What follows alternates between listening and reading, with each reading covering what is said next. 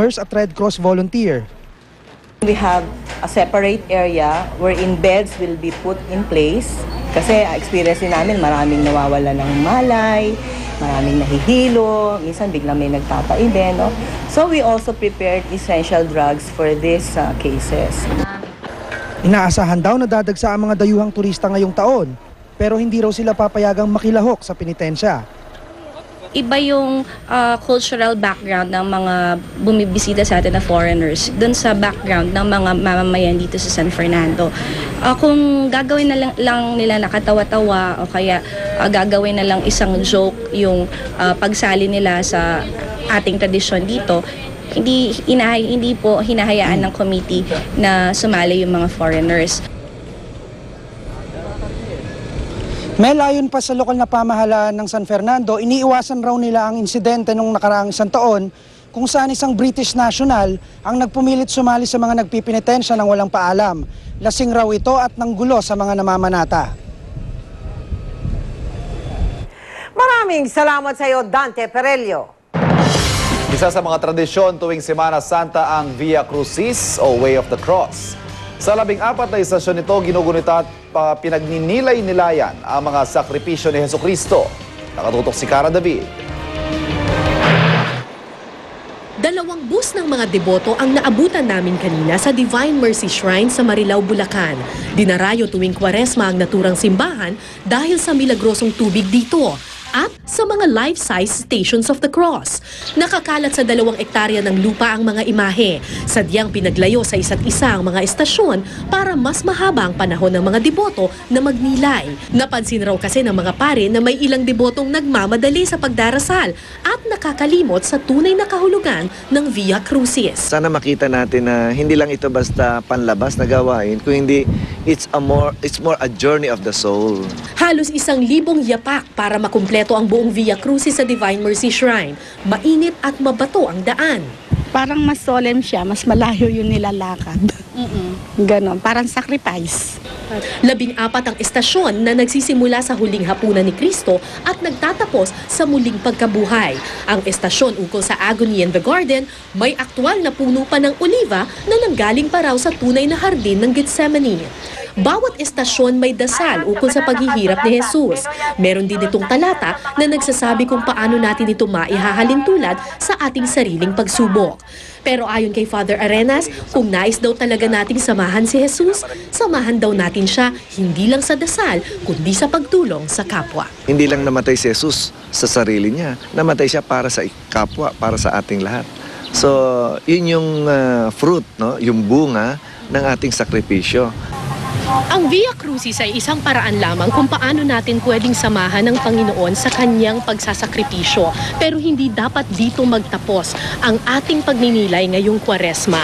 Kung gusto nating maging buo ang ating pananampalataya, dapat samahan natin ang bawat dasal ng pagmamalasakit sa kapwa. Mula dito sa Marilao, Bulacan, Cara David, nakatutok, 24 oras.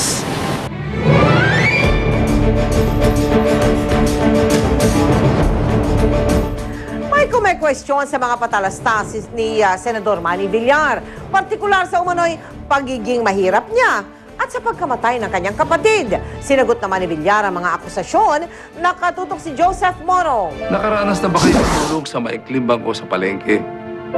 O mamatayan ng kapatid dahil wala kang... Wala raw pambili ng gamot sa sakit kaya namatay ang kapatid ni Nationalista Party Senator Manny Villar na si Danny. Pero kwestiyon ng kolumnistang si Lito Banayo kung totoo ito. Ipinakita sa amin ni Banayo ang isang death certificate kung saan nakasaad na namatay si Danny dahil sa cardiorespiratory failure gawa ng leukemia sa edad na 3 taon at 8 buwan. Noong panahon ngayon at magpasa hanggang ngayon, pagka may leukemia, miski napakayaman mo, hindi mo na kayang paggamot. So hindi kakulangan ng pera ang pinag-uusapan dito. Kinumpirma ng National Statistics Office sa GMA News ang authenticity ng death certificate. Nakasadi sa certificate na na-confine si Danny ng 13 araw sa Far Eastern University Hospital, isang pribadong ospital. Kung totoong mahirap daw si Villar, bakit hindi sa isang pampublikong ospital tulad ng Philippine General Hospital o San Lazaro Hospital siya pina-confine? Mabigat yung 13 days ka sa ospital eh. No? That is that is quite an expense. Sa death certificate, navotas ang ibinigay na address ng tatay ni Villar. Sa titulong hawak ni Banayo, 280 square meter daw ang laki ng lupa na nasa isang lugar na tinitiran daw noon ng mga negosyante. Bahayan ito ng mga may kaya. Yung area. Ano to, may gate ito, may security guard dito sa gate, no? This is a gated subdivision. Ang mga nakatira dito, karamihan ay mga Chinoy na mayayaman, mga negosyante sa Divisoria, negosyante sa Nabota, sa Tondo. Pinuntahan ng GMA News ang address at kinumpirma ng mga taga roon na tumira nga doon sina Villar pero naibenta na raw ito. Nainis naman si Villar sa mga paratang. Si Banayo ay taga-suporta ng Liberal Party ni Senador Noynoy Aquino. Hindi nila maialis ako. Yun talagang mahirap ako ng dati. Kaya nagtataka ko kung paano ang pati ito ay pinag-iinteresan nila. Siguro para ma-justify na kung bakit pasindero yung kanilang kandidato bilang pagkapangulo. Sa akusasyon, nagsinungaling siya tungkol sa kapatid, sabi ni Villar. Kung may pera lamang daw sila noon ay mas maaga nilang nalaman na may leukemia ito. Kapit sa patalim na daw sila nang dalhin nila sa FEU Hospital si Danny. Pag dinala mo sa FEU, halimbawa, may charity naman doon, mamamatay na kasi. Pag mamamatay ka na at isa ka mahirap, dadali mo sa ospital yung bata, bahala ka na kung saan ka mangungutang.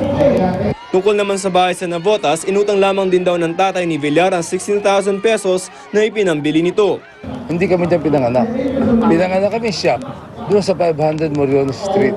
Pagkatapos, sa sikip namin, kami ay bumili ng lotero sa nakalubog yung subdivision na yun. By the way, nabasa ko, gated community. Nung dumating kami doon, halos 5 lang ang bahay doon, baka mga 10. Konti-konti ang bahay. Yun ay lumulubog. Sabi ni Villar, nais lamang daw siyang siraan dahil epektibo ang kanyang kampanya. Joseph Morong, Nakatutok, 24 Oras. Susunod, subway sa Russia niyanig ng 2 pagsabog, mahigit 30 patay. Isang Pinay napaulat na nasaktan.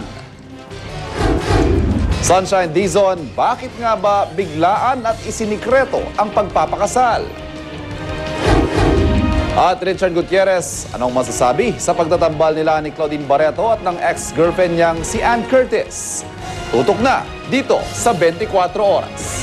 Ang inyo pong nakikita ang sitwasyon sa Araneta Center Bus Terminal sa Quezon City kung saan nagsimula ng dumagsa ang mga pasahero uuwi ngayong Semana Santa.